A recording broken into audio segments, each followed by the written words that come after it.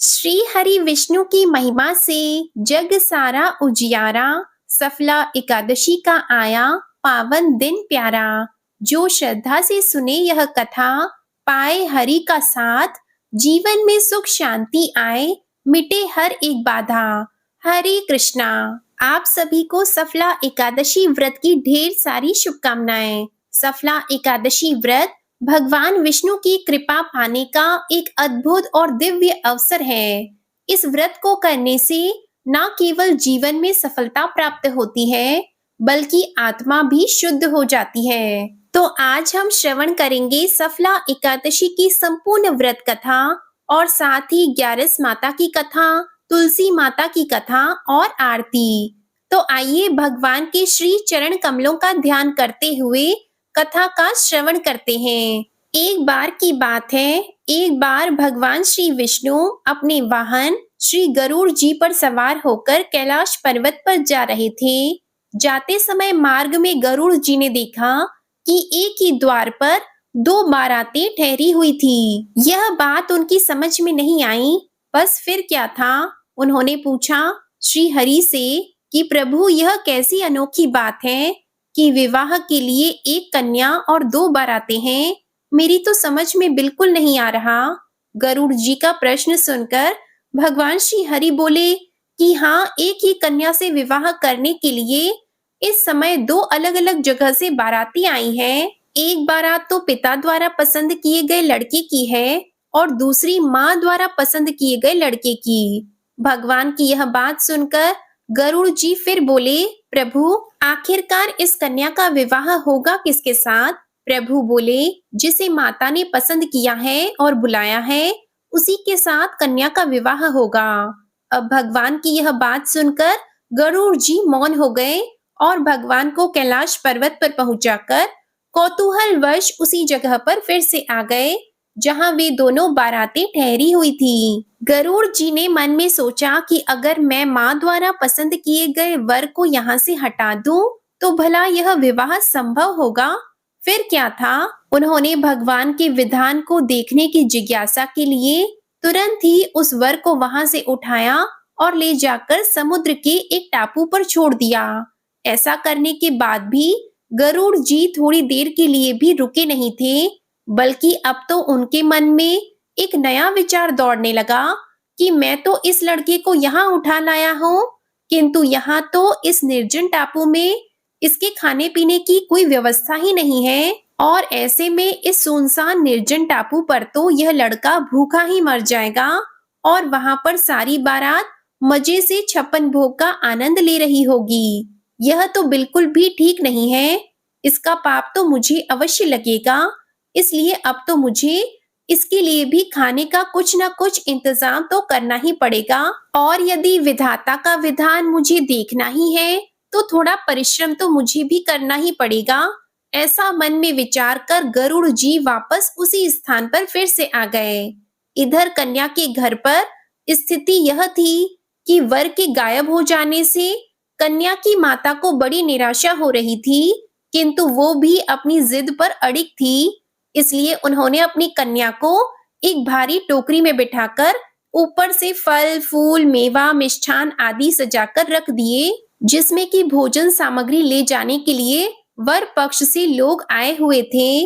माँ द्वारा उसी टोकरी में अपनी पुत्री को छुपाकर भेजने के पीछे उसकी मंशा केवल इतनी थी कि वर पक्ष के लोग कन्या को अपने घर ले जाकर वर को खोजकर उन दोनों का ब्याह करा देंगे। तो माँ ने अपना यह भाव किसी तरह होने वाले समधी को भी बता दिया। उसके अलावा उन्होंने इस बात की सूचना किसी को भी नहीं दी, क्योंकि कन्या की माँ नहीं चाहती थी कि पिता द्वारा पसंद किए गए वर से उनकी पुत्री का विवाह हो। अब संयोग की बात तो देखिए, आंगन में रखी उसी टोकरी को जिसमें कन्या की माँ ने तरह तरह के फल, मेवा, मिष्ठान आदि से भरकर अपनी कन्या को छुपाया था, गरुड़ जी ने उसे भरा देखा तो उठाया और लेकर उड़ चले। उसी टोकरी को ले जाकर गरुड़ जी ने उस निर्जन टापू पर, जहां पहले से ही वह उस वर को उठाकर ले जाकर रख छोड़ आए थे, वर के सामने ले जाकर रख दिया। इधर भूख के मारे व्याकुल हो रहे वर ने जैसे ही अपने सामने खाने पीने की तमाम तरह की चीजें देखी तो वह भूख से व्याकुल हो गया और एक बाज की तरह उस खाने पीने की वस्तुओं पर झपटा। उसने टोकरी से जैसे ही खाने के लिए फल, मिठाई आदि निकालना शुरू किया तो क्या देखा कि उसमें तो 16 श्रृंगार किए हुए वही युवती बैठी हुई है जिससे कि उसका विवाह होना था। अब तो यह सब देखकर गरुड़ जी हैरान रह गए। उन्हें निश्चय हो गया कि हरि इच्छा बलवान, राम कीन चाहहि सोई होई करे अन्यथा अस नहीं कोई। अर्थात राम जो करना चाहते हैं वही होता है, ऐसा कोई नहीं जो उसके विरुद्ध कर सके। फिर तो शुभ मुहूर्त विचार कर स्वयं गरुड़ जी ने ही पुरोहितों का कर्तव्य भी निभाया। वेद मंत्रों से, विधि विधान से विवाह कार्य संपन्न कराकर उन्होंने वर वधू को आशीर्वाद दिया और फिर से उनके घर पहुंचा दिया।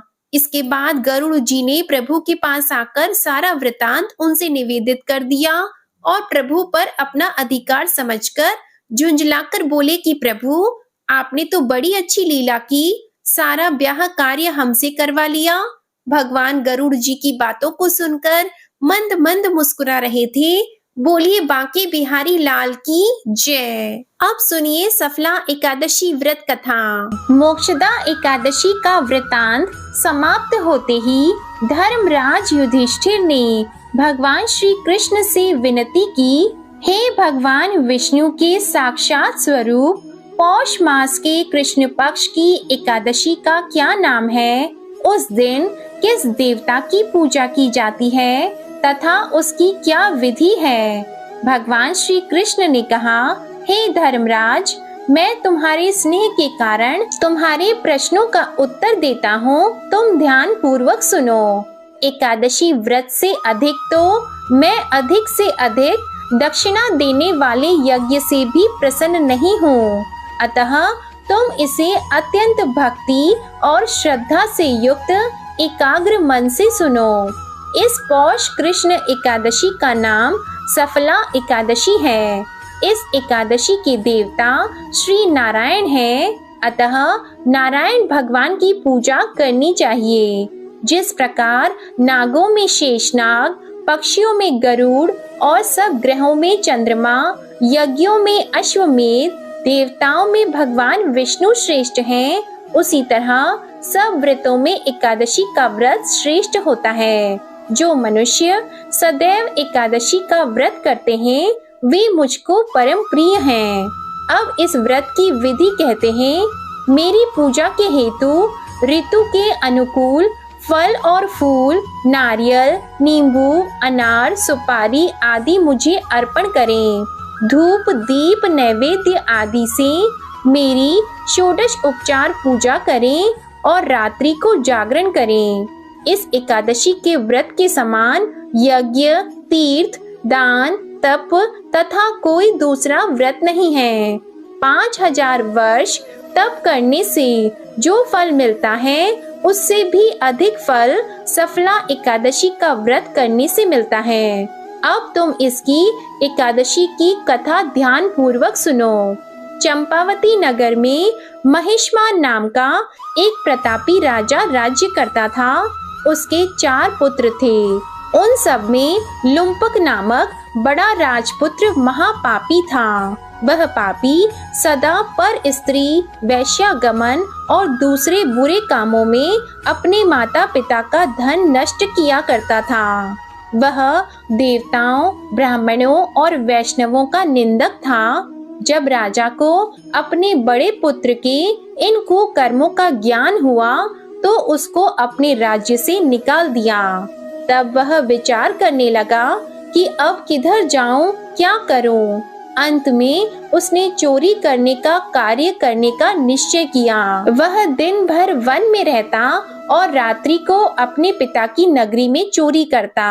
वह प्रजा को तंग करने और मारने का कुकर्म भी करता था। वह वन में पशुओं आदि को भी मारकर खा जाता था। राज्य कर्मचारी उसको इन कुकर्मों के कारण पकड़कर भी राजा के डर के मारे छोड़ देते थे। वन में एक अत्यंत प्राचीन पीपल का वृक्ष था। लोग उसकी भगवान के समान पूजा किया करते थे। उसी वृक्ष के नीचे एक महापापी लुम्पक रहता था। इस वन को लोग देवताओं का क्रीड़ा स्थल मानते थे। पौष मास के कृष्ण पक्ष की दशमी तिथि के दिन वह वस्त्रहीन होने के कारण शीत के मारे समस्त रात्रि को सो नहीं सका और वह मूर्छित हो गया।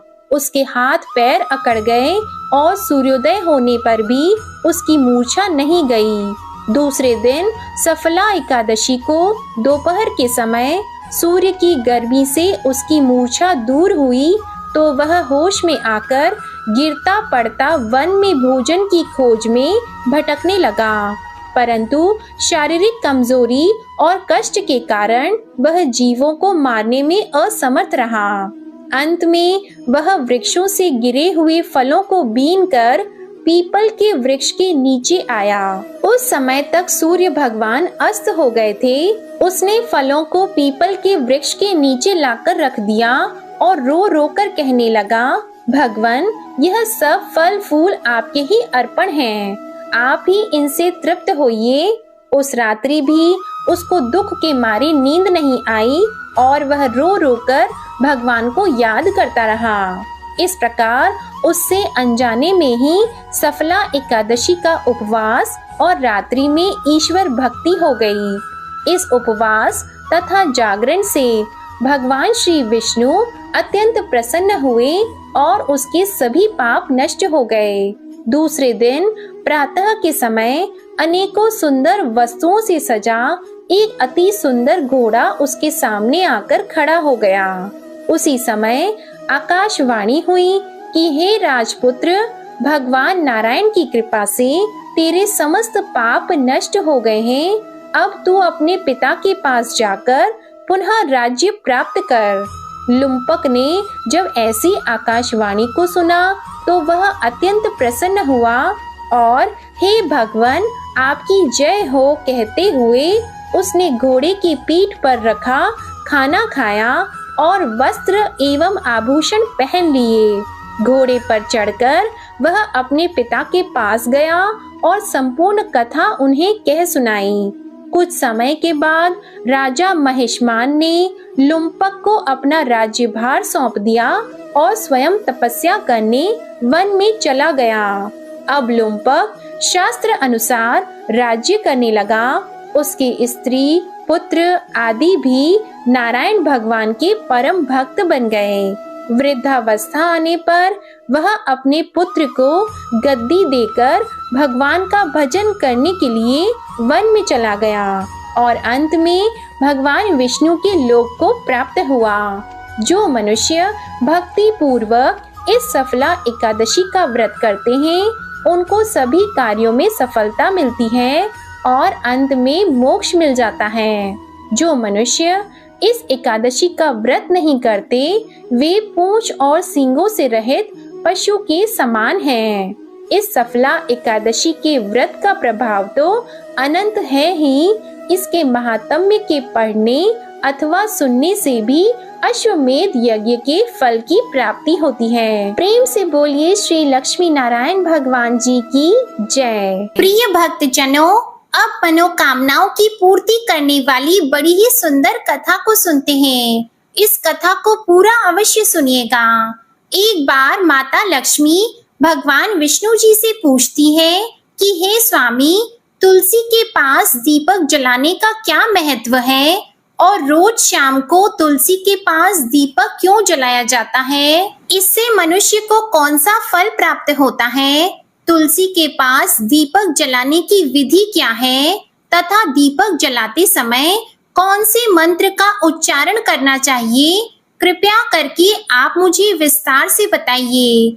तब भगवान विष्णु जी कहते हैं कि हे देवी लक्ष्मी, आज आपने समस्त मानव जाति के कल्याण के लिए बहुत ही महत्वपूर्ण प्रश्न किया है। आपके इस प्रश्न का उत्तर देने से पहले मैं आपको एक प्राचीन कथा सुनाता हूँ, जिससे आपको सभी प्रश्नों के उत्तर मिल जाएंगे। इसलिए आप इस कथा को ध्यान पूर्वक सुनिए। इस कथा को ध्यान से पूरा सुनने मात्र से ही मनुष्य को 100 वर्षों तक तुलसी के पास दीपक जलाने का पुण्य फल प्राप्त होता है। फिर माता लक्ष्मी ने कहा, हे स्वामी, मैं इस कथा को सुनने के लिए उत्सुक हूँ। कृपया आप इस कथा को सुनाना प्रारंभ कीजिए। प्रिय भक्तजनों, तब भगवान विष्णु माता लक्ष्मी को वह कथा सुनाने लगते हैं। हे देवी लक्ष्मी, पूर्व काल की बात है। दक्षिण दिशा में तुंगभद्रा नाम की एक बहुत बड़ी नदी है। इस नदी के किनारे पर हरिहर नाम का एक अत्यंत सुंदर नगर बसा हुआ था। उसी नगर में काशी नाम के एक ब्राह्मण निवास करते थे। वे अत्यंत गुणवान, चरित्रवान, धर्म कार्य करने वाली और वेदों के मार्ग पर चलने वाले थे। उन्होंने समस्त शास्त्र का अध्ययन किया हुआ था। उस ब्राह्मण की एक पत्नी थी जिसे लोग दुराचारिणी कहकर पुकारते थे, क्योंकि उसके कर्म ही उसके नाम के अनुसार थे। वह सदैव ही अपने पति को अपमानित करती रहती थी।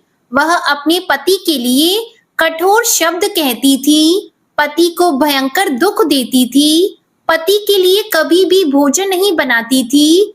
उसने अपने पति के साथ कभी शयन नहीं किया, कभी उसके साथ प्रेम से व्यवहार नहीं किया। पति के मित्र, परिवार के लोग घर पर आते तो वह स्त्री उनको अपमानित करके भगा दिया करती थी और स्वयं काम भोग से उन्मत्त होकर निरंतर अन्य व्यभिचारिणी स्त्रियों के साथ घूमा करती थी। उसका मन पति को छोड़कर पराये पुरुषों में लगा रहता था। उसने कभी अपने पति से प्रेम से बात नहीं की, किंतु पराये पुरुषों के संग बैठकर बातें किया करती थी। पराये पुरुषों को मोहित करने के लिए सज धज कर गांव में घूमने जाया करती थी। कभी वह वन में किसी वृक्ष के नीचे खड़ी रहकर सुंदर पुरुषों की राह देखने लगती और किसी दुष्ट पुरुष को मोहित करके उसके संग भोग विलास किया करती थी। फिर एक दिन वह दुराचारिणी स्त्री वन में जाकर एक वृक्ष के नीचे खड़ी हो गई। उसका मन काम से भरा हुआ था।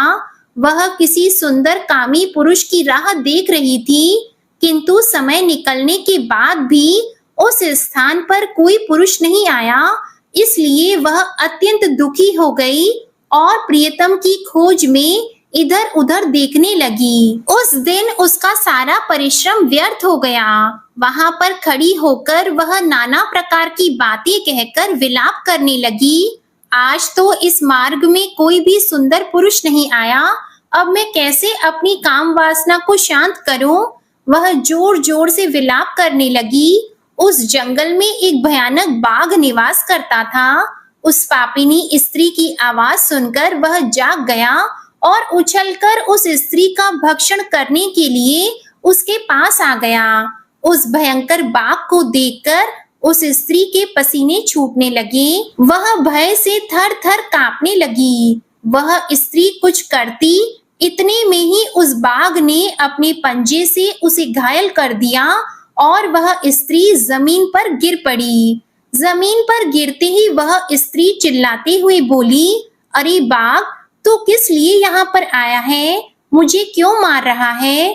तुम मुझे छोड़ दो। मेरा भक्षण करके तुम्हें क्या मिलेगा? उस स्त्री की यह बात सुनकर वह भयानक बाघ क्षण भर के लिए रुक गया और हंसते हुए बोला, हे दुष्टा, आज विधाता ने तुझे मेरा ग्रास नियुक्त किया है।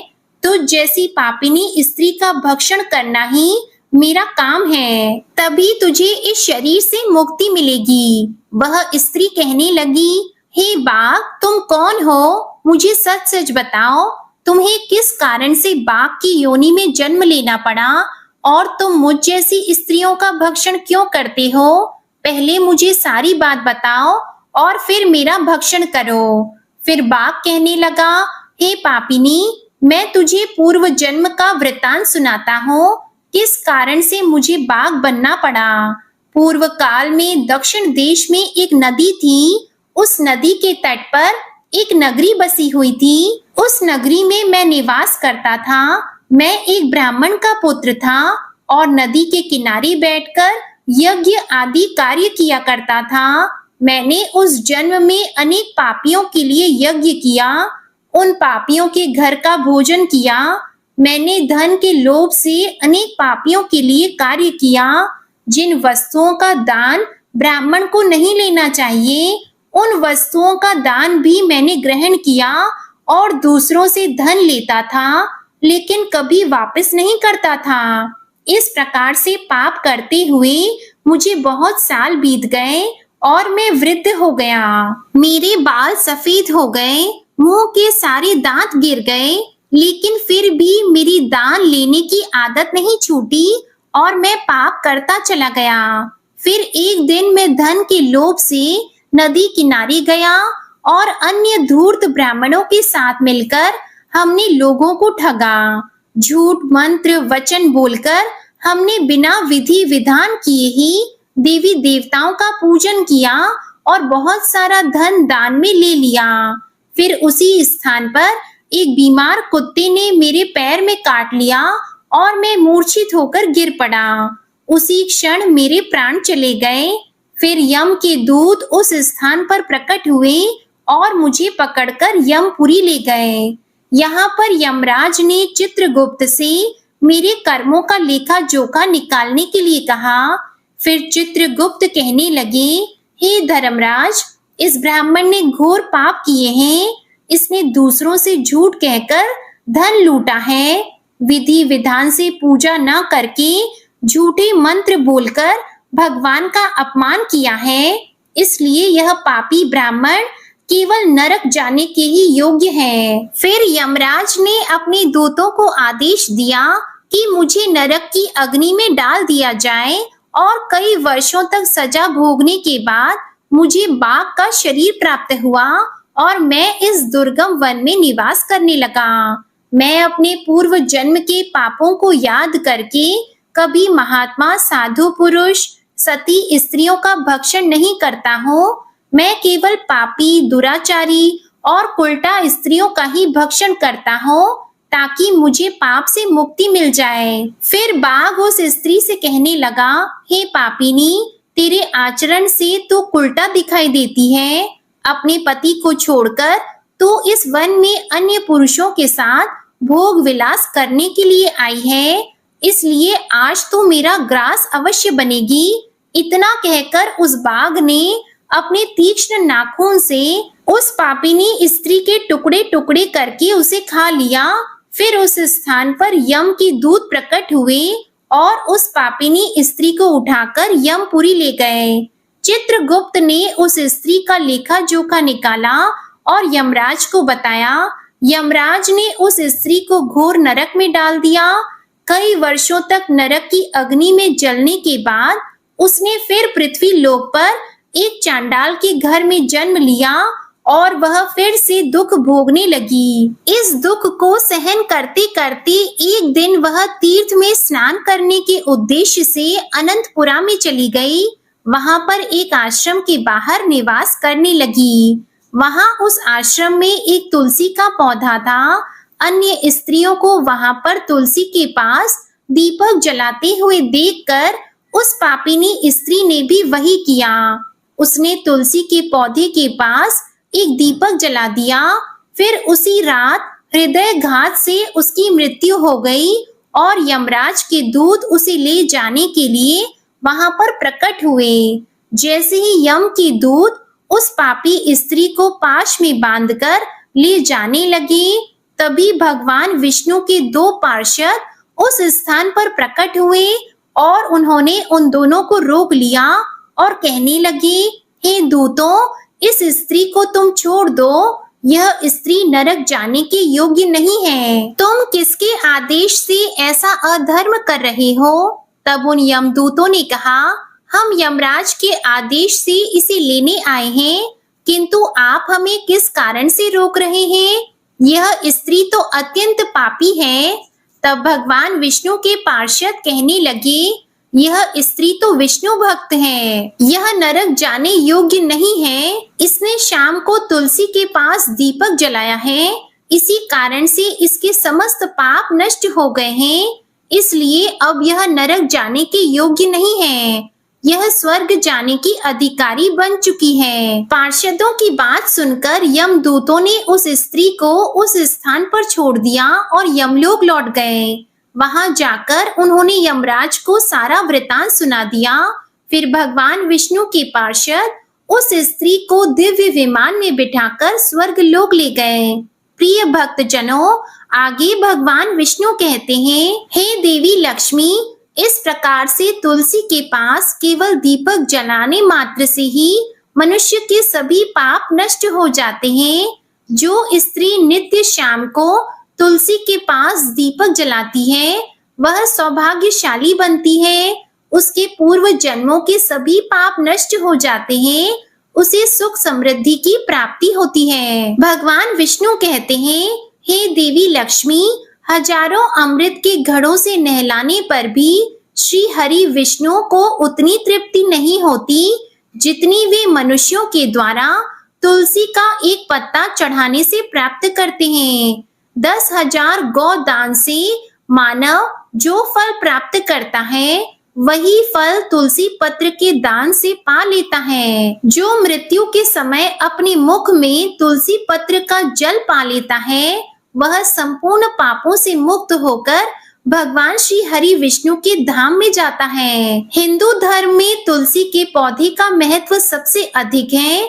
इसकी सबसे पहली पूजा भगवान विष्णु जी ने की थी। भगवान विष्णु कहते हैं कि जिस प्रकार से देवी लक्ष्मी से बैकुंठ को ऐश्वर्य प्राप्त है, उसी प्रकार से बैकुंठ में तुलसी के कारण ही पवित्रता प्राप्त है। पृथ्वी लोक पर जिस स्थान पर भी तुलसी का पौधा होता है, उस स्थान पर कभी भी बुराई का वास नहीं होगा। ऐसा स्थान सबसे अधिक पवित्र होगा।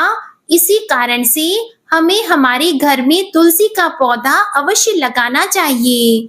प्रिय भक्तजनों, इस प्रकार से भगवान विष्णु ने माता लक्ष्मी को तुलसी के पास दीपक जलाने का महत्व बताया। तो प्रेम से बोलिए लक्ष्मी नारायण भगवान की जय। बोलिए श्री तुलसी शालिग्राम भगवान की जय। प्रिय भक्तजनों, अब आपको सुनाते हैं एकादशी माता की कथा। इसके सुनने के बाद ही यह व्रत कथा पूर्ण होती है। एक बार एक बूढ़ी माँ ने एकादशी का व्रत रखा। बड़ा ही भक्ति भाव से पूजा अर्चना की। उन्हें वृद्धावस्था में क्या बाधा थी? वह तो अपने पुत्र पौत्रों की सुख सुविधा के लिए व्रत किया करती थी। वह दिन भर तो जरा कठोर मन से अपनी प्यास को रोके रही और दिन में ब्राह्मणों को मिट्टी के पात्र में भरकर पानी और ऋतु फल दान दिए। डोना भर भर के चीनी और दही का वितरण किया। उन्हें गर्मी के कारण बहुत बेचैनी हो रही थी। इस कारण वे बहुत देर तक पानी में पड़ी रही, मुंह धोती रही। तब कहीं थोड़ा बहुत धैर्य बंध पाया। धूप तो तेज पड़ ही रही थी। इस कारण उनका मुंह बार बार सूख रहा था और बहुत बेचैनी हो रही थी। एक तो बुढ़ापा और दूसरा यह भयंकर गर्मी। वृद्धावस्था की स्थिति तो कुछ दूसरे ही प्रकार की होती है। जैसे तैसे रो धोकर दिन कट पाया। अब पहाड़ सी रात सामने थी। उनका कटना बड़ा ही कठिन दिखाई दे रहा था। खटिया पर पड़े पड़े शांति नहीं मिल रही थी। वे बार बार करवट बदल रही थी। अनेक बार वे बाहर जाती और भीतर आती। उन्हें घर के अंदर शांति नहीं थी। वे खटिया पर पड़ी पड़ी एकादशी माता का स्मरण कर रही थी। वे कहती रही कि हे माता जी, आप मेरी लाज रखिएगा। आप ही मुझे शांति दीजिएगा, जिससे मैं यह व्रत कर सकूं और यह पहाड़ सी रात शांति पूर्वक व्यतीत हो सके। प्यास के कारण बूढ़ी माँ की बेचैनी तो बढ़ती ही जा रही थी। उन्होंने धैर्य रखने का बहुत प्रयास किया, किंतु सहनशीलता की सीमा टूट गई और वे घबराकर एकदम चिल्ला उठी। बोली कि बचाओ बचाओ। अम्मा का चिल्लाना सुनकर परिवार भर के नर नारी, बच्चे और पड़ोसी एकत्रित होकर बूढ़ी अम्मा के खटिया के समीप पहुंच गए। सबने पूछा कि अम्मा जी, आपको क्या हुआ? आप क्यों चिल्ला रही हैं? आप इस वृद्धावस्था में यह कठिन व्रत क्यों कर रही हैं? अम्मा जी, शक्ति से ही भक्ति होती है। थोड़ी ही देर में वे फिर से बोली कि अरे मेरे प्राण निकले जा रहे हैं, मेरी छाती पर ठंडे पानी का घड़ा रख दो। अब नातियों ने दादी की छाती पर ठंडे पानी का पात्र रख दिया। तब उन्हें कहीं थोड़ा बहुत आराम मिला और थोड़ी देर के लिए उन्होंने अपनी आंखें बंद कर ली। अब एकादशी माता ने सोचा कि यह बूढ़ी अम्मा है तो बहुत कठोर, जरा जाकर उसकी परीक्षा लेनी चाहिए। वे आधी रात को मुर्गा बनकर टेर लगाने लगी। मुर्गा की आवाज सुनकर दादी जल्दी से उठी और बाहर जाकर आसमान की ओर देखा। आसमान में कहीं उन्हें प्रातःकालीन तारा नजर नहीं आया। वे सोचने लगी, यह मुर्गा क्यों और कैसे बोल गया?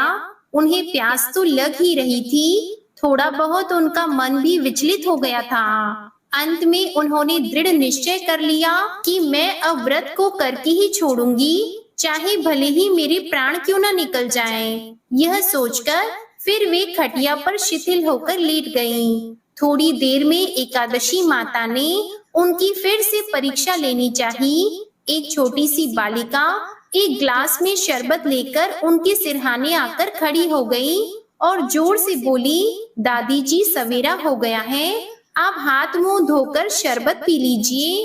पहले तो शरबत का ग्लास देखकर उनका मन मचल उठा, किंतु अचानक व्रत का स्मरण हो आया और उन्होंने सोचा कि मैं किसी भी प्रकार से अभी शरबत नहीं पी सकती हूँ, और वे शांति पूर्वक अपनी खटिया पर लेट गईं। फिर थोड़ी ही देर में उन्हें ऐसा लगा जैसे किसी ने उन्हें पानी के कुएं में पटक दिया हो। वे बड़ी देर तक हाथ पैर चलाती रही, किंतु उन्होंने अपने मुंह में एक बूंद भी पानी जाने नहीं दिया। वे दृढ़ता पूर्वक अपने व्रत का पालन करती रही। थोड़ी देर में न जाने कहां से सामने आग जलने लगी, जिससे भारी गर्मी बढ़ने लगी। प्यास के कारण प्राण निकलने लगे, किंतु बूढ़ी अम्मा का कुछ भी नहीं बिगाड़ पाया। वे जहाँ की तहाँ मुस्कुराती हुई बैठी रहीं। थोड़ी ही देर में बाहर प्रकाश दिखाई देने लगा। ऐसा लगा जैसे सवेरा हो गया हो। बूढ़ी अम्मा ने जब बाहर निकलकर देखा तो समझ गई अभी सवेरा होने में 3-4 घंटे की देरी है। यह जानकर वे शांति पूर्वक इधर उधर घूमने लगी। फिर एकादशी माता यह बात अच्छी तरह से समझ गई कि यह बूढ़ी अम्मा किसी भी प्रकार से अपने व्रत से नहीं टल सकती हैं। वे उनके सत्य व्रत को अच्छी तरह से समझ गईं। अब सवेरा होते ही बूढ़ी माता ने स्नान किया, भगवान का पूजा पाठ किया, एकादशी की कथा सुनी, ब्राह्मणों को दक्षिणा देकर भोजन कराया। तब कहीं जाकर उन्होंने व्रत का पारण करके जल ग्रहण किया। कन्याओं को भोज कराने के बाद अम्मा ने स्वयं भोजन किया। उस श्रेष्ठ व्रत के प्रभाव से बूढ़ी अम्मा की आयु में वृद्धि हो गई। उनका घर परिवार हरा भरा हो गया। अब उनको कोई अभाव नहीं रहा। वे हर तरह से सुख साधनों से संपन्न हो गईं। नाती नातिन से उनका घर भर गया और वे उसी तरह से 12 महीने की एकादशी का व्रत करने लगी। एकादशी माता के व्रत के प्रताप से इस संसार में हर प्रकार के सुख भोग कर अंत में वे बैकुंठ धाम को चली गईं। जैसे एकादशी माता ने बूढ़ी माता और उनके परिवार को हरा भरा किया, ऐसे ही एकादशी माता हम सभी की मनोकामनाओं को पूर्ण करें। बोलिए श्री लक्ष्मी नारायण भगवान की जय। प्रिय भक्त जनों, आइए अब सुनते हैं भगवान श्री गणेश की कथा। उसके बाद तुलसी माता की कथा को सुनेंगे। एक बार की बात है, भगवान भोलेनाथ और माता पार्वती दोनों कार्तिकेय जी और गणेश जी के विवाह की चर्चा कर रहे थे। तभी वहां पर गणपति जी आ गए और माता पिता को प्रणाम करके खड़े हो गए। तब माता कहती हैं कि आओ पुत्र, हम तुम्हारी बात कर रहे थे। तब गणेश जी बोले कि वो क्या बात है माता? माता बोली, हम तुम्हारे विवाह की बात कर रहे हैं। तब गणेश जी ने कहा कि हे माँ, हे पिताजी, मैं विवाह नहीं करूंगा, इसलिए आप मेरे लिए परेशान ना हो। हे पिताश्री, मैं इस विवाह के बंधन में नहीं बंधना चाहता। यह कहकर गणेश जी तप के लिए एक जंगल में चले जाते हैं और तप करने लगते हैं। तभी वहां पर एक राजकुमारी आती है और गणपति जी का एक अजीब सा रूप देखकर उन पर मोहित हो जाती है और उनकी तपस्या भंग करने लगती है। जब गणेश जी की तपस्या भंग हो जाती है, तब भगवान श्री गणेश उस स्त्री से कहते हैं, हे देवी, तुम कौन हो और मेरी तपस्या क्यों भंग कर रही हो? फिर उस देवी ने कहा कि हे प्रभु, मैं तुलसी हूँ और वर की तलाश में निकली हूँ, इसलिए आप मुझे अपने लिए योग्य वर लगे, इसलिए मैं आपकी तपस्या भंग कर रही थी। तब गणेश जी बोले कि हे देवी, मैं तुमसे विवाह नहीं कर सकता, क्योंकि मैंने विवाह ना करने की ठानी है और मैं अपने माता पिता की सेवा करना चाहता हूँ। बस मैं विवाह के चक्कर में नहीं पड़ना चाहता, इसलिए आप अपने लिए कोई और वर देख लीजिए। फिर राजकुमारी तुलसी को क्रोध आ जाता है और वह गणेश जी को श्राप देती है और कहती है कि तुमने मेरा अपमान किया है, इसलिए आगे जाकर तुम 2 स्त्रियों के पति बनोगे, और भी ज्यादा अपमानित शब्द कहने लगती हैं। तब गणेश जी को क्रोध आ जाता है और गणेश जी बोले, मैं विघ्नहर्ता गणेश तुम्हें श्राप देता हूँ कि तुम कल के युग में एक वृक्ष का रूप लोगी और असुर से तुम्हारा विवाह होगा। यह श्राप सुनते ही वह गणेश जी से माफी मांगती है और रोने लगती हैं। तब गणेश जी उनको रोता देखकर उन्हें क्षमा कर देते हैं और तुलसी जी को यह वरदान देते हैं कि तुम कलयुग में पूजी जाओगी और श्री विष्णु की पूजा तुम्हारे बिना पूरी नहीं होगी और मेरी पूजा से तुम दूर रहोगी और घर घर तुम्हारी पूजा होगी। तुम सब वृक्षों में प्रथम होंगी और श्रेष्ठ होंगी। इस तरह से गणेश जी माता तुलसी को वरदान देकर वहां से चले जाते हैं और कुछ समय के बाद गणेश जी को विवाह का मन करने लगा। वे विवाह करना चाहते थे, पर कोई भी देवता गणेश जी का अजीब सा रूप देखकर अपनी पुत्री देना नहीं चाहते थे।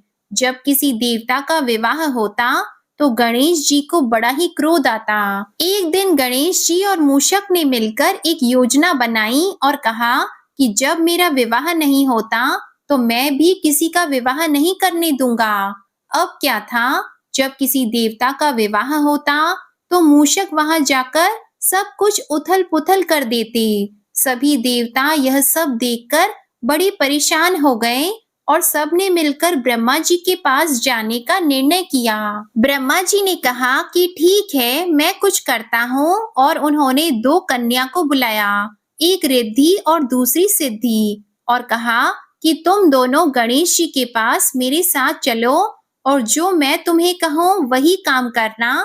और वे तीनों गणेश जी के पास चले गए। ब्रह्मा जी ने गणेश जी से कहा कि ये मेरी पुत्रियां हैं, आप इन्हें ज्ञान दें।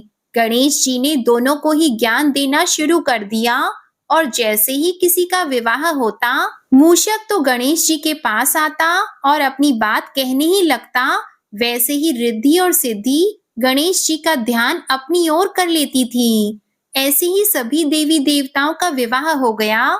जब यह बात गणेश जी को पता चली तो वे क्रोधित हुए। तभी वहां पर ब्रह्मा जी आते हैं और श्री गणेश जी से कहते हैं कि आप मेरी दोनों पुत्रियों से विवाह कर लो। यह बात सुनकर गणेश जी खुश हो जाते हैं और बड़े ही धूमधाम से श्री गणेश जी का विवाह रिद्धि और सिद्धि के साथ हो जाता है। और कुछ समय गुजर जाने के बाद रिद्धि और सिद्धि के 2 पुत्र होते हैं। रिद्धि का पुत्र शुभ और सिद्धि का पुत्र लाभ, और एक कन्या होती है जिसका नाम संतोषी होता है। प्रिय भक्त जनों, इस प्रकार से गणेश जी का विवाह संपन्न होता है। तो प्रेम से बोलिए भगवान श्री गणेश जी की जय। हे गणेश जी देवता, सभी की मनोकामनाएं पूर्ण करना। हे विघ्नहर्ता, आप सबके काज को पूर्ण करना। ओम नमः शिवाय। जय श्री गणेश। प्रिय भक्त जनों, आइए अब सुनते हैं तुलसी माता के जन्म की कथा। एक बार भगवान शिव ने अपने तेज को समुद्र में फेंक दिया था।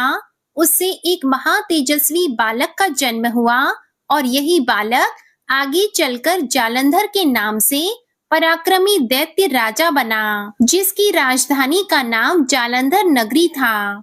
दैत्य राज कालनेमी की कन्या वृंदा का विवाह जालंधर से हुआ। जालंधर महाराक्षस था। अपनी सत्ता के मद में और अपनी शक्ति के मद में चूर उसने माता लक्ष्मी जी को पाने की कामना से युद्ध किया, परंतु समुद्र से ही उत्पन्न होने के कारण माता लक्ष्मी ने उसे अपने भाई के रूप में स्वीकार कर लिया। वहां से पराजित होकर वह देवी पार्वती को पाने की इच्छा से कैलाश पर्वत पर गया। भगवान देवाधिदेव शिव का ही रूप धरकर माता पार्वती के समीप वह गया, परंतु माता ने अपने योग बल से उसे तुरंत ही पहचान लिया और वहां से वह अंतर्ध्यान हो गई। देवी पार्वती ने क्रोधित होकर सारा वृतांत भगवान विष्णु को सुनाया। जालंधर की पत्नी वृंदा अत्यंत पतिव्रता स्त्री थी। उसी के पातिव्रत्य धर्म की शक्ति से जालंधर ना तो मारा जाता और ना ही पराजित होता था। इसलिए जालंधर का नाश करने के लिए वृंदा के पातिव्रत्य धर्म को भंग करना बहुत जरूरी था। इसी कारण भगवान विष्णु एक ऋषि का वेश धारण करके वन में जा पहुँचे, जहाँ पर वृंदा अकेली भ्रमण कर रही थी। भगवान के साथ दो मायावी राक्षस भी थे, जिसे देखकर वृंदा भयभीत हो गई। ऋषि ने वृंदा के सामने क्षण भर में ही दोनों को भस्म कर दिया। उनकी शक्ति देखकर वृंदा ने कैलाश पर्वत पर महादेव के साथ युद्ध कर रहे अपने पति जालंधर के बारे में पूछा। तब ऋषि ने अपनी माया से दो वानर वहां प्रकट किए। एक वानर के हाथ में जालंधर का सिर था और दूसरे के हाथ में धड़। अपने पति की यह दशा देखकर वृंदा मूर्छित होकर गिर पड़ी। होश में आने पर उन्होंने ऋषि रूपी भगवान से विनती की कि वह उसके पति को जीवित कर दें। तब भगवान ने अपनी माया से फिर से जालंधर का सिर धड़ से जोड़ दिया, परंतु स्वयं भी वह उसी शरीर में प्रवेश कर गए। वृंदा को इस छल का जरा भी आभास नहीं हुआ। जालंधर बने भगवान के साथ वृंदा पतिव्रत्य का व्यवहार करने लगी, जिससे उसका सतीत्व भंग हो गया। ऐसा होते ही वृंदा का पति जो महादेव से युद्ध कर रहा था, जालंधर, युद्ध में हारा गया और उसका वध कर दिया गया। इस सारी लीला का जब वृंदा को पता लगा तो उन्होंने क्रोधित होकर भगवान विष्णु को शिला होने का श्राप दे डाला और स्वयं भी सती हो गईं। जहाँ पर वृंदा भस्म हुई वहाँ तुलसी का पौधा उगा। भगवान विष्णु ने वृंदा से कहा, हे वृंदा, तुम अपने सतीत्व के कारण मुझे लक्ष्मी जी से भी अधिक प्रिय हो गई हो। अब तुम तुलसी के रूप में सदा मेरे साथ रहोगी। जो भी मनुष्य मेरे शालिग्राम रूप के साथ तुलसी जी का विवाह करेगा, उसे इस लोक और परलोक में विपुल यश की प्राप्ति होगी। जिस जिस घर में तुलसी जी होती है, वहाँ यम के दूत भी असमय नहीं जा सकते। गंगा जी और नर्मदा नदी के जल में स्नान और तुलसी जी का पूजन एक बराबर माना जाता है। चाहे मनुष्य कितना भी पापी क्यों ना हो, मृत्यु के समय जिसके प्राण मंजरी रहे तुलसी और गंगा जल मुख में रखकर निगल जाते हैं, वह पापों से मुक्त होकर बैकुंठ धाम को प्राप्त हो जाता है। प्रेम से बोलिए तुलसी माता की जय, विष्णु भगवान की जय। एक बार देवर्षि नारद जी बैकुंठ धाम गए। वहां उन्होंने भगवान विष्णु को नमन किया। नारद जी ने श्री हरि से कहा, प्रभु, पृथ्वी पर अब आपका प्रभाव कम हो रहा है। धर्म पर चलने वालों को कोई अच्छा फल नहीं मिल रहा। जो पाप कर रहे हैं उनका भला हो रहा है। तब भगवान श्री हरि ने कहा, ऐसा नहीं है देवर्षि, जो भी हो रहा है सब नियति के जरिए हो रहा है। नारद जी बोले, मैं तो देख कर आ रहा हूँ, पापियों को अच्छा फल मिल रहा है और भला करने वाले धर्म के रास्ते पर चलने वालों को बुरा फल मिल रहा है। भगवान ने कहा, कोई एक ऐसी घटना बताओ।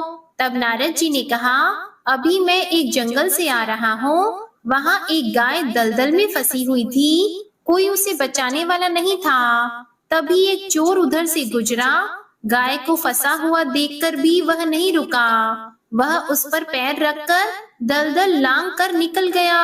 आगे जाकर चोर को सोने की मोहरों से भरी एक थैली मिली। हे प्रभु, थोड़ी देर बाद वहां से एक वृद्ध साधु गुजरा। उसने उस गाय को बचाने की पूरी कोशिश की। पूरे शरीर का जोर लगाकर उस गाय को बचा लिया। लेकिन मैंने देखा कि गाय को दलदल से निकालने के बाद वह साधु आगे आया तो एक गड्ढे में गिर गया। प्रभु बताइए, यह कौन सा न्याय है? नारद जी की बात सुनकर प्रभु बोले, यह सही ही हुआ। जो चोर गाय पर पैर रखकर भाग गया था, उसकी किस्मत में तो एक खजाना था, लेकिन उसके एक पाप के कारण उसे केवल कुछ मोहरें ही मिली। वहीं उस साधु को गड्ढे में इसलिए गिरना पड़ा क्योंकि उसके भाग्य में मृत्यु लिखी थी। लेकिन गाय को बचाने के कारण उसके पुण्य बढ़ गए और उसकी मृत्यु एक छोटी सी चोट में बदल गई। इंसान के कर्म से ही उनका भाग्य तय होता है। तो हे नारद, मनुष्य को कर्म करते रहना चाहिए, क्योंकि कर्म से भाग्य बदला जा सकता है। तो एक बार प्रेम से बोलिए, ओम नमो भगवते वासुदेवाय नमः। हरे कृष्णा। पार्वती पतिये हर हर महादेव। अब सुनिए एकादशी माता की आरती। ओम जय एकादशी माता, मैया जय एकादशी माता। विष्णु पूजा व्रत को धारण कर, विष्णु पूजा व्रत को धारण कर, शक्ति मुक्ति पाता। ओम जय एकादशी माता। तेरे नाम गिनाऊं देवी, भक्ति प्रदान करनी, मैया भक्ति प्रदान करनी। गण गौरव की देनी, गण गौरव की देनी, माता शास्त्रों में वरनी। ओम जय एकादशी माता। मार्गशीर्ष की कृष्ण पक्ष की उत्पन्ना विश्व तारिणी जन्मी, मैया उत्पन्ना विश्व तारिणी जन्मी। शुक्ल पक्ष में हुई मोक्षदा, मुक्तिदाता बन आई। ओम जय एकादशी माता।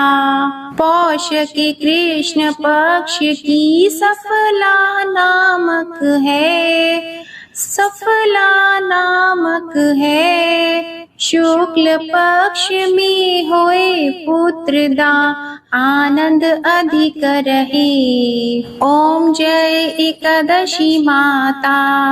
नाम षटतिला माघ मास में कृष्ण पक्ष आवे, मैया कृष्ण पक्ष आवे। शुक्ल पक्ष में जया कहावे, शुक्ल पक्ष में जया कहावे, विजय सदा पावे। ओम जय एकादशी माता। विजया फागुन कृष्ण पक्ष में शुक्ला आमल की, मैया शुक्ला आमल की। पाप मोचनी कृष्ण पक्ष में चैत्र महाबली की। ओम जय एकादशी माता। चैत्र शुक्ल में नाम कामदा, धन देने वाली, मैया धन देने वाली। नाम वरूथिनी कृष्ण पक्ष में, नाम वरूथिनी कृष्ण पक्ष में, वैशाख माह वाली। ओम जय एकादशी माता। शुक्ल पक्ष में होई मोहिनी, अपराज्येष्ठ कृष्ण पक्षी। नाम निर्जला सब सुख करनी, नाम निर्जला सब सुख करनी। शुक्ल पक्ष रखी। ओम जय एकादशी माता। योगिनी नाम आषाढ़ में जानो, कृष्ण पक्ष करनी। देव शयनी नाम कहायो शुक्ल पक्ष धरनी। ओम जय एकादशी माता। कामिका श्रावण मास में आवे कृष्ण पक्ष कहिए। श्रावण शुक्ला होए पवित्रा आनंद से रहिए। ओम जय एकादशी माता। अजा भाद्रपद कृष्ण पक्ष की परिवर्तिनी शुक्ला। इंद्रा आश्विन कृष्ण पक्ष में, इंद्रा आश्विन कृष्ण पक्ष में रत से भवसागर निकला। ओम जय एकादशी माता। पापंकुशा है शुक्ल पक्ष में आप हरनहारी। रमा मास कार्तिक में आवे सुखदायक भारी। ओम जय एकादशी माता। देवोत्थानी शुक्ल पक्ष की दुख नाशक मैया। मैया दुख नाशक मैया। पावन मास में करूं विनती, पावन मास में करूं विनती, पार करो नैया। ओम जय एकादशी माता। परमा कृष्ण पक्ष में होती जन मंगल करनी। मैया जन मंगल करनी। शुक्ल मास में होए पद्मिनी, शुक्ल मास में होए पद्मिनी, दुख दारिद्र हरनी। ओम जय एकादशी माता। जो कोई आरती एकादशी की भक्ति सहित गावे, मैया भक्ति सहित गावे। जन गुर्दिता स्वर्ग का वासा, जन गुर्दिता स्वर्ग का वासा, निश्चय वह पावे। ओम जय एकादशी माता। ओम जय एकादशी माता। ओम जय एकादशी माता। बोलो एकादशी माता की जय। बोलो भगवान श्री लक्ष्मी नारायण जी की जय। माता तुलसी और शालिग्राम भगवान जी की जय। आप सभी को ये कथाएं पसंद आई हो तो वीडियो को लाइक कीजिएगा, शेयर कीजिएगा, हमारे चैनल को सब्सक्राइब कीजिएगा और कमेंट में जय श्री कृष्णा राधे राधे जरूर लिखिएगा। हरे कृष्णा।